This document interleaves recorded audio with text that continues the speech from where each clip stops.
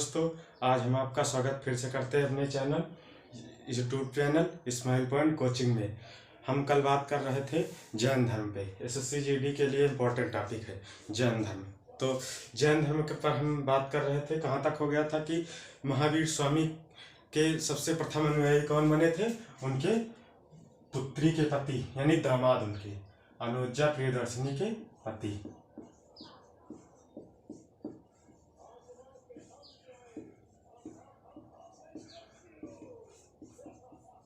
अनुजा प्रियदर्शनी के पति कौन थे?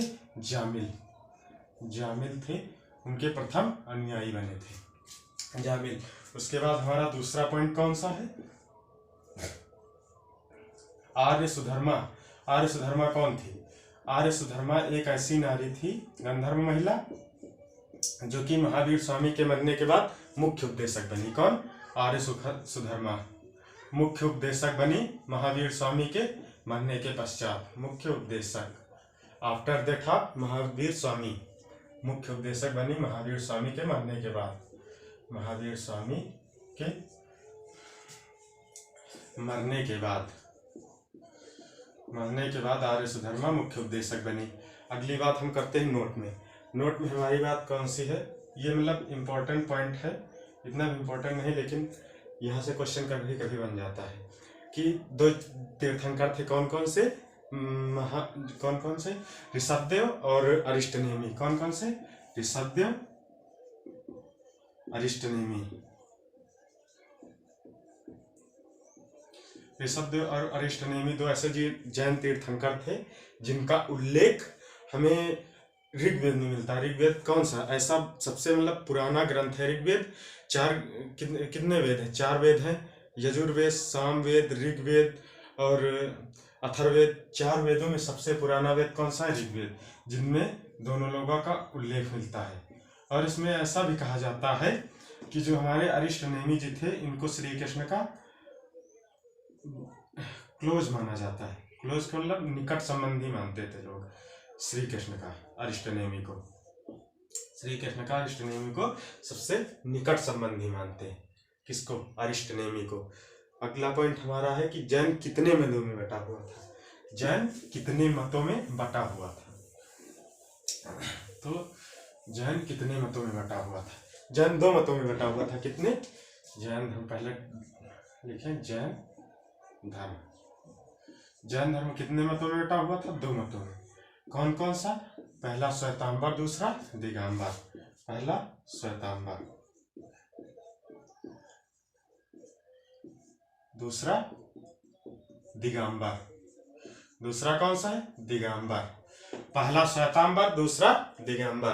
तो जैन 2 मतों में बटा हुआ था। कितने? श्वेतांबर और दिगंबर। श्वेतांबर जो स्थूलभद्र के शिष्य थे, स्थूलभद्र, ये 2 तीर्थंकर ये भी थे। स्थूलभद्र तीर्थंकर क्या? प्रचार करने वाले थे कि जैन धर्म को मानने वाले थे। तो ये ऋषि थे दोनों लोग, स्थूलभद्र और भद्रबाहु। दिगंबर कौन थे? भद्रबाहु का अनुसरण करने वाले 2 ऋषि थे, स्थूलभद्र और भद्रबाहु। तो स्थूलभद्र के जो शिष्य थे वो श्वेतांबर कहलाए। स्थूलभद्र के शिष्य श्वेतांबर कहलाए। श्वेतांबर में क्या थे? ये लोग सफेद कपड़े पहनकर घूमते थे। कौन से? सफेद कपड़े पहनकर घूमते थे। और ये क्या थे? दिगंबर, ये लोग नंगे रहते थे। कैसे? नंगे रहते थे। जो लोग नंगे रहते थे उनको दिगंबर कहा जाता था, और जो लोग सफेद कपड़े पहनते थे उन्हें श्वेतांबर कहते थे। क्या हुआ कि जब मगध में 12 वर्षों का अकाल पड़ा, अकाल का मतलब वहां पर सूखा पड़ गया, अनाज वनाज कुछ पैदा नहीं हो रहा था, पानी की महामारी हो गई थी। तो जो वहां पर अकाल पड़ा, भीषण अकाल, तो भद्रबाहु जो थे, ये दिगंबर बहुत डरपोक थे, तो ये अपने शिष्यों के साथ कर्नाटक चले गए। कहाँ? कर्नाटक। ये जो स्थूलभद्र थे, ये अपने शिष्यों के साथ यहीं पर रह गए, मगध में ही। तो जब अकाल खत्म हुआ तो भद्रबाहु अपने शिष्यों के साथ जब वापस लौटे, ये भद्रबाहु तो जब शिष्यों के साथ वापस लौटे तो क्या, अब ये छोड़ के चले गए यार, अब ये यहाँ पर हैं तो कहेंगे तुम चले गए, हम यहाँ पर जब अकाल था तब तो हम मगध में ही थे और तुम वहाँ पर चले गए। तो दोनों में मतभेद पैदा हो गया। जब दोनों में मतभेद पैदा, और दोनों लोग जैन धर्म के अनुयायी थे, तो जब दोनों लोगों में मतभेद पैदा हुआ तो ये ऋषि थे, ये ऋषि थे, अब दोनों लोग एक चेला चापर, इनके भी चेला थे, इनके भी चेला थे। तो क्या हुआ कि जैन वो कहे कि हम जैन धर्म अलग मनाएंगे, तुम अलग मनाओ। तो वहां से जैन धर्म दो मतों में बटा, कितने, दिगंबर और श्वेतांबर में। तो दिगंबर क्या, ये भद्रबाहु के जितने लोग थे वो नंगे रहने लगे, कहे कि हम नंगे रहेंगे। बस वहां से एक दिगंबर चला जैन मत, एक दिगंबर में परिवर्तित हो गया। और जो स्थूलभद्र थे वो सफेद कपड़े धारण करके घूमने लगे, सफेदा बन गए सब लोग, तो सब वे श्वेतांबर कहलाए। तो ये दोनों लोगों को क्या, जैन धर्म दो लोगों में बटा हुआ था। तो ये कहानी है भैया जैन धर्म के दो में बटने की। जैन मत हो गए। अब त्रिरत्न क्या थे? त्रिरत्न जो है जैन धर्म का एक महत्वपूर्ण अंग है, त्रिरत्न। तो जैन धर्म के 3 रत्न थे, जैन धर्म के 3 रत्न, त्रिरत्न। कौन कौन से थे? एक था सम्यक दर्शन, पहला सम्यक दर्शन, दूसरा सम्यक आचरण, सम्यक आचरण, तीसरा सम्यक ज्ञान।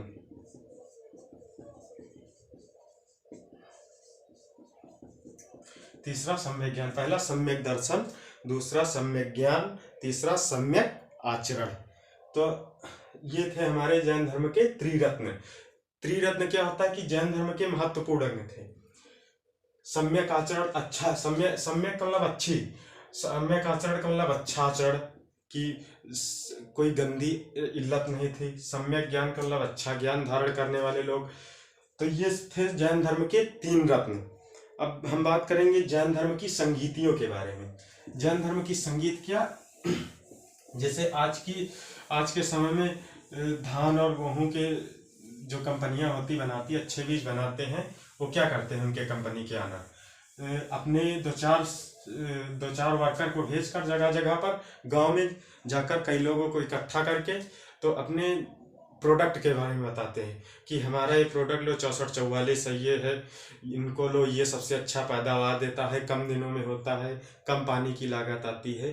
तो ये जितने ऑनर होते हैं अपने वर्कर को भेजकर जगह जगह लोगों को इकट्ठा कर अपनी प्रोडक्ट के बारे में बताते हैं। तो वैसे था ये जैन संगीतियाँ। जैन संगीतियों में क्या था, ये 2 बार हुआ था केवल, कि 2 लोग थे, इनकी अध्यक्षता की थी और जगह जगह जाकर वहां पर लोगों को इकट्ठा किया। 2 जगह जैन संगीत हुई थी, वहां पर जाकर लोगों को इकट्ठा किया और बहुत सारे लोगों को इकट्ठा करके उनको जैन धर्म के बारे में बताया था। तो ये होती हमारी जैन संगीतियां। जैन संगीत, जैन संगीत क्या होती, ये केवल 2 बार हुई थी, प्रथम और द्वितीय, प्रथम द्वितीय। जैन संगीतियां क्या होती, जहां पर लोग जाकर जैन धर्म को मानने वाले लोग जाकर लोगों को इकट्ठा करके जैन धर्म के बारे में बताते थे, वो थी जैन संगीतियां। अब पहली जैन संगीत का प्रथम जैन संगीत कब हुई थी, ये हुई थी 300 ईसा पूर्व में। ईसा पूर्व क्या होता है, ईसा मसीह के जन्म लेने से पहले का समय, 300 ईसा पूर्व। तो ये प्रथम संगीत तब हुई थी 300 ईसा पूर्व ईस्वी में। द्वितीय कब हुई थी, 6ठी शताब्दी में, अभी जल्दी 6ठी शताब्दी में। दूसरी हुई थी 6ठी शताब्दी में। पहला ये कहां पर हुआ था, ये हुआ था पाटलिपुत्र में। पाटलिपुत्र मतलब इसे पटना कहते हैं, आधुनिक में इसे पटना कहते हैं, बिहार राज्य की राजधानी, बिहार राज्य की राजधानी। दूसरा हुआ था वल्लभी गुजरात में। कहां पे, वल्लभी गुजरात में, वल्लभी गुजरात, ये वल्लभी शहर था एक गुजरात में, वहां पर हुई थी। तो पहला जो था प्रथम, इसकी अध्यक्षता किसने की थी, इसकी अध्यक्षता की थी स्थूलभद्र ने। स्थूलभद्र जो ऋषि थे पहले बताएं, जिन्होंने श्वेतांबर चलाया था, श्वेतांबर मत चलाया था, वो थे स्थूलभद्र। तो पहले अध्यक्षता इन्होंने की थी। दूसरी अध्यक्षता क्षमा श्रवण ने की थी। किसने? क्षमा श्रवण इन्होंने की थी। तो दो जैन संगीतियां हुई थी जिनका अध्यक्षता एक की स्थूलभद्र ने, दूसरी की क्षमा श्रवण ने की थी। पहली कहाँ हुई थी? पटना, पाटलिपुत्र बिहार में हुई थी, जो बिहार की राजधानी है। दूसरी कहाँ हुई थी? दूसरी हमारी 6वीं शताब्दी में हुई थी। कहाँ पे? गुजरात के वल्लभी शहर में। कहाँ पे? गुजरात के वल्लभी शहर में। तो ये हो गई हमारी दो जैन संगीतियां। अब अगला पॉइंट हमारा है कि जैन धर्म के त्रिरत्न। त्रिरत्न अभी पहले जैसा बताएं कि त्रिरत्न महत्वपूर्ण अंग थे जैन धर्म के। तो त्रिरत्न को का अनुशीलन करने वाले, त्रिरत्न को जो मानते थे, जैन धर्म को जो मानते थे, उन्हें 5 महाव्रत का मतलब उन्हें 5 चीजों का अनुपालन करना अति आवश्यक था। कितनी? 5 चीजों का। 5 चीजें कौन कौन सी थी? तो उनमें से पहली हमारी थी कि अहिंसा। तो ये त्रिरत्न को ये महाव्रत थे। महाव्रत जो त्रिरत्न को मानते थे, ये 5 महाव्रत थे। कितने? 5 महाव्रत थे। तो उनमें से पहला कौन है हमारा? पहला है अहिंसा। अहिंसा का मतलब मारपीट, लड़ाई झगड़ा न करना। दूसरा हमारा कौन सा है? अस्तेय। अस्तेय का मतलब चोरी न करना। अरे मिलते जुलते हैं, जैसे कि पहले वो थे पार्श्वनाथ ने 4 शिक्षाएं दी थी ना, हिंसा न करना, चोरी न करना, संपत्ति न रखना और अब गृह त्याग कर देना। वही थी 4 चीजें। वो एक लास्ट में बढ़ा दिया गया, बस वही 5 महाव्रत हो गए। तो पहला कौन सा? अहिंसा, मतलब हिंसा, लड़ाई झगड़ा न करना। दूसरा अस्तेय। अस्तेय का मतलब चोरी न करना। इसे हिंदी में क्या कहते हैं? अस्तेय का अर्थ क्या होता है? उच्चारण? चोरी ना करना। तीसरा अपरिग्रह। अपरिग्रह मतलब गृह त्याग कर देना। अपरिग्रह का मतलब गृह त्याग करना।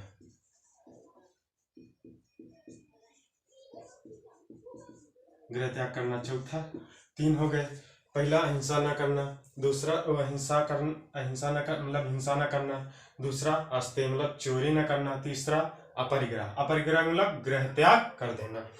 और तीसरा कौन था? सत्यवचन। जैसे अभी पहले उसमें बताए हैं पार्श्वनाथ वाले में जो शिक्षा दी थी 4 कि सदा सत्य बोलना, वही सत्यवचन। सत्यवचन का मतलब सदा सत्य बोलना था। सत्यवचन, सदा सत्य बोलना। 5वां कौन था? ब्रह्मचर्य का पालन करना। ब्रह्मचर्य का मतलब काम वासना को अपने बस में करना। आज की डेट में कहा है कि ना, लड़के देखे लड़की वो जींस पहन के जा रही है, चल दी उसी के पीछे। तो ऐसे नहीं थे। अगर जैन धर्म को आप मान रहे हैं तो उसमें आपको ब्रह्मचर्य का पालन करना अति आवश्यक। जैसे कि दयानंद सरस्वती, स्वामी विवेकानंद, इतने महान महान पुरुष थे हमारे भारत में। इन्होंने क्या बताया कि आप काम वासना को अपने एनर्जी में परिवर्तित करके देखिए। इसमें एनर्जी में, तो देखो कैसा होता है। वही ब्रह्मचर्य का पालन करना।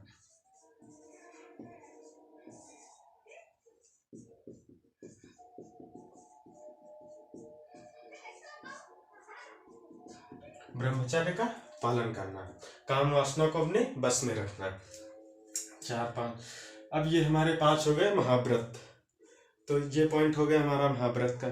और इसमें महावीर स्वामी का अगला पॉइंट है। महावीर स्वामी जो थे ईश्वर को नहीं मानते थे, वो आत्मा में विश्वास करते थे कि जो आत्मा है वही परमात्मा है।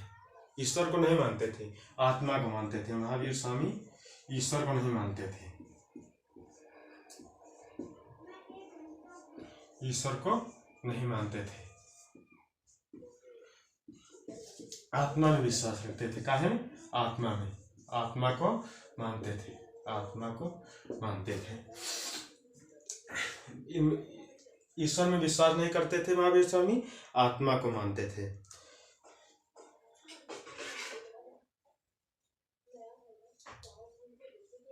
ये हो गया हमारा इतना पॉइंट। अब क्या था कि जैन धर्म को मानने वाले पहले शासक कौन थे? जैन धर्म को मानने वाले शासक कितने थे? अगला पॉइंट हमारा कि जैन धर्म को मानने वाले शासक कौन कौन से थे। तो जैन धर्म को मानने वाले राजा, पहले कितने राजा? जैन धर्म को मानने वाले शासक, जैन धर्म को मानने वाले शासक, मानने वाले शासक कौन कौन से थे? पहले थे उदाइन, ये थे एक राजा उदाइन।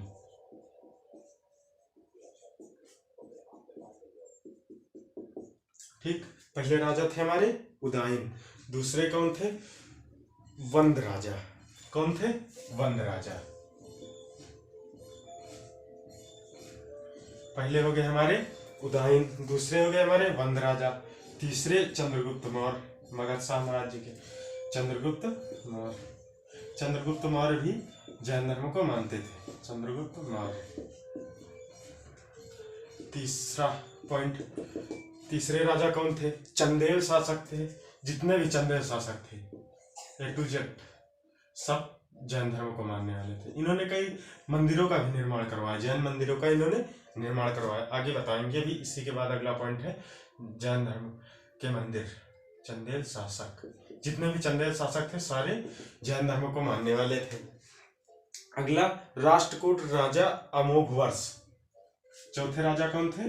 राष्ट्रकूट राजा जो थे अमोघ वर्ष, अमोघ वर्ष। अगले राजा कौन थे? अमोघ वर्ष, अमोघ वर्ष। ये कहा राष्ट्रकूट राजा थे, कहा कि राष्ट्रकूट, राष्ट्रकूट राजा जो थे अमोघ वर्ष वो थे। ये 4 शासक हो गए। 5वें शासक कौन थे? 4 शासक कौन कौन से? उदाइन, वंद राजा, चंद्रगुप्त मौर्य, चंदेल शासक, अमोघ वर्ष। अमोघ वर्ष कौन थे? राष्ट्रकूट राजा जो थे अमोघ वर्ष। और कलिंग नरेश खारवेल, कलिंग राजा जो खारवेल थे वो भी जैन धर्म को मानते थे। कौन? कलिंग राजा खारवेल, कलिंग राजा खारवेल,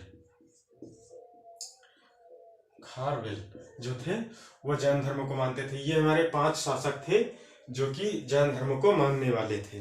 अब अगला बात करते हैं कि जैन धर्म के मंदिर कहाँ कहाँ पर थे। जैन धर्म के मंदिर तो ये हो गए कि जैन धर्म को मानने वाले राजा। अब अगला जो है जैन धर्म मंदिर, पहला एक गोमतेश्वर की मूर्ति थी। गोमतेश्वर एक तीर्थंकर थे जैन धर्म के, उनकी मूर्ति कहाँ पर बनी थी? मैसूर के जो राजा थे, गोमतेश्वर मूर्ति कहाँ पर बनी थी?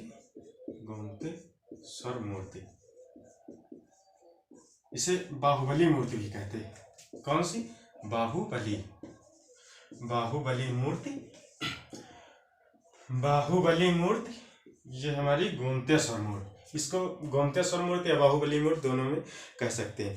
तो मैसूर के जो गंगवंश, गंगवंश तो सुने होंगे, तो गंगवंश के जो राजा थे, गंगवंश, गंगवंश के राजा, गंगवंश के राजा ने बनवाया था अपने मंत्री चामुंडा के कहने से। गंगवंश के मंत्री चामुंडा के कहने से,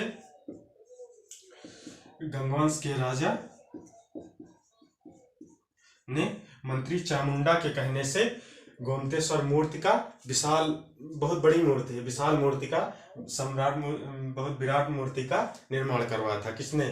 गंगवंश के राजा ने अपने मंत्री चामुंडा के कहने पर। इनके मंत्री का क्या नाम था? चामुंडा ने। और ये मूर्ति है कहाँ पे? गोमतेश्वर मूर्ति ये है कर्नाटक में। कहाँ पे? कर्नाटक में, श्रवणबेला में, कर्नाटक में श्रवण, कहाँ पर? कर्नाटक में श्रवण बेला, कर्नाटक में श्रवण बेलगोला में इसका, इस कर्नाटक में इसकी मूर्ति बनी है गोमतेश्वर की, बहुत बड़ी मूर्ति बनी। किसने बनवाई थी? गंगवंश के राजा ने मंत्री चामुंडा के कहने पर। कितनी? 10वीं शताब्दी में। कितनी, कब बनाई गई थी? टाइम पूछ सकते हैं ना, समय। तो समय था हमारा 10वीं शताब्दी में। 10वीं शताब्दी में गोमतेश्वर की मूर्ति बनवाई गई थी। ये हो गया गोमतेश्वर की मूर्ति। अगला एक अद्भुत पॉइंट, अद्भुत क्या, अनोखा, कि अगर पूछा जाए कि मथुरा किससे संबंधित है तो सभी लोग उत्तर देंगे कि श्री कृष्ण से। तो श्री कृष्ण कौन थे? हिंदू धर्म से संबंधित थे। लेकिन बताया जाता है कि मौर्योत्तर युग में जो मथुरा था वो किससे संबंधित था? जैन धर्म से। जैन धर्म से संबंध रखता था जो मथुरा था। मौर्योत्तर युग में मथुरा जैन धर्म का प्रमुख केंद्र था। जैन धर्म का प्रमुख केंद्र था।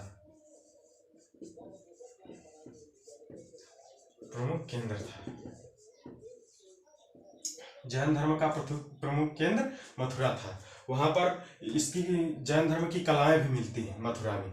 कला भी मिलती है मथुरा में। कलाएं भी मिलती हैं मथुरा में जैन धर्म की। और कब मिलती हैं? मौर्योत्तर युग। मौर्य युग के बाद जो काल चला उसे क्या कहते हैं? मौर्योत्तर युग। मौर्योत्तर युग में यहाँ पर जो मथुरा था वो जैन धर्म का प्रमुख केंद्र था। कौन? जैन धर्म का प्रमुख केंद्र मथुरा था। मौर्योत्तर युग का मतलब मौर्य युग के बाद जो समय चला उसे मौर्योत्तर युग कहते हैं। जैसे हिंदी में 1950 से 1900 तक कौन सा था? भारतेंद्र युग। 1900 से 1918 ईस्वी तक द्विवेदी युग। 1918 से 1936 युग तक शुक्ल युग या छायावाद युग। जो 1936 के बाद चला उसे कहते थे शुक्लोत्तर या छायावादोत्तर। तो शुक्लोत्तर या छायावादोत्तर मतलब शुक्ल युग के बाद चला ना, तो वहीं मौर्य युग के बाद जो युग चला उसे मौर्योत्तर युग कहते हैं। कौन सा? मौर्योत्तर युग। उसे तो ये मथुरा जो था जैन धर्म का प्रमुख केंद्र माना। यहाँ पर जैन धर्म से संबंधित कई कलाएं भी मिलती थी। कौन सी? जैन धर्म से संबंधित कई कलाएं मथुरा में मिलती थी, क्योंकि ये प्रमुख केंद्र था तो स्वाभाविक बात है कि इसकी जैन धर्म से संबंधित यहाँ कलाएं भी मिलेंगी। इतना हो गया। मंदिर कौन कौन से थे? मंदिर की बात चले ना तो गोमतेश्वर हो गया। मथुरा भी इसी में आता था कि जैन धर्म के मंदिर मथुरा में भी मिलते थे। अब अगला पॉइंट है कि और सबसे ज्यादा प्रसिद्ध मंदिर, जो कि क्वेश्चन यहाँ से बनता है, कभी कभी रख देते हैं बोर्ड उसमें एग्जाम में कंपटीशन के, कि ये सबसे फेमस मंदिर है ना खजुराहो। ये किस स्थान? खजुराहो का मंदिर। ये कभी कभी पूछ लेते हैं खजुराहो का मंदिर किसने बनवाया, या खजुराहो का मंदिर किससे संबंधित है। खजुराहो का मंदिर पूछ लेते हैं ना कि खजुराहो का मंदिर किसने बनवाया था, तो खजुराहो के मंदिर का निर्माण चंदेल शासकों ने करवाया था। भाई देखो, चंदेल शासक जैन धर्म को मानने वाले थे, तो स्वाभाविक सी बात है कि जो जैन धर्म को मानेगा उसके लिए कुछ ना कुछ तो करेगा ही। तो जो चंदेल शासक मानने वाले थे तो इन्होंने खजुराहो में मंदिर का निर्माण करवाया। कौन से? जैन मंदिर का। चंदेल शासकों ने खजुराहो के मंदिर का निर्माण करवाया। किससे संबंधित है? जैन धर्म से। जैन मंदिर थे यहाँ पे खजुराहो में। बस इतना कि ये पूछ सकते खजुराहो का मंदिर का निर्माण किसने करवाया, तो खजुराहो के मंदिर का निर्माण चंदेल शासकों ने करवाया। और ये किससे संबंधित है? जैन धर्म। जैन मंदिर यहाँ पर थे, जैन धर्म से संबंधित है। और अब इतनी बात हो गई, मंदिर का बात हो गया। अब बात करते हैं महावीर स्वामी के मरने की। तो महावीर स्वामी की मृत्यु कब हुई थी? तो महावीर स्वामी की मृत्यु 468 ईस्वी में हुई थी, ईसा पूर्व। 468 ईसा पूर्व में 468 ईसा पूर्व में महावीर स्वामी की मृत्यु हुई थी। महावीर स्वामी की मृत्यु हुई थी।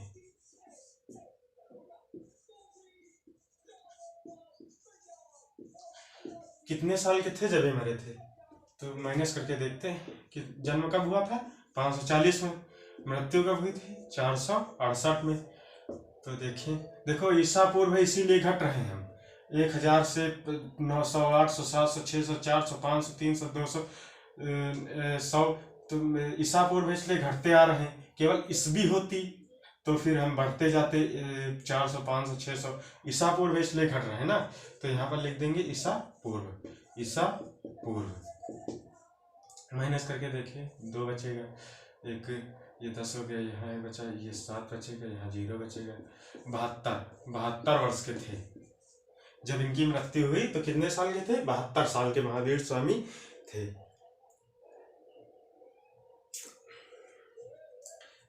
कितने 72 साल। मरे कहाँ पर थे? पावापुरी में। कहाँ पे? बिहार राज्य के पावापुरी में। महावीर स्वामी की मृत्यु कब हुई थी? 468 ईस्वी में। कहाँ पर हुई थी? पावापुरी में। कहाँ? पावापुरी, बिहार में। कहाँ पर हुई थी? पावापुरी, बिहार में। तो बस दोस्तों, यहाँ से हमारा जैन धर्म समाप्त होता है। अब अगला वीडियो हम लेकर आएंगे बौद्ध धर्म पे। किस पे? बौद्ध धर्म। इसमें भी कुछ नया आपको सीखने को मिलेगा। जय हिंद दोस्तों। बौद्ध धर्म अगला टॉपिक कौन सा हमारा होगा? बौद्ध धर्म। अगले वीडियो में हम आपको बौद्ध धर्म पढ़ाएंगे। ये भी कंपटीशन से यहाँ भी 1 से 2 क्वेश्चन बनते हैं। तो अगला धर्म हमारा कौन सा? बौद्ध धर्म। जय हिंद दोस्तों। हमारे नए नए वीडियो को देखने के लिए हमारे इंस्टाग्राम पेज अतुल अवस्थी 268 को फॉलो कीजिएगा। अगर आपको नए वीडियो की जानने की ये कब रिलीज होगा तो उसको हमारे अतुल अवस्थी इंस्टाग्राम पेज 238 को फॉलो कीजिएगा। ठीक। जय हिंद दोस्तों।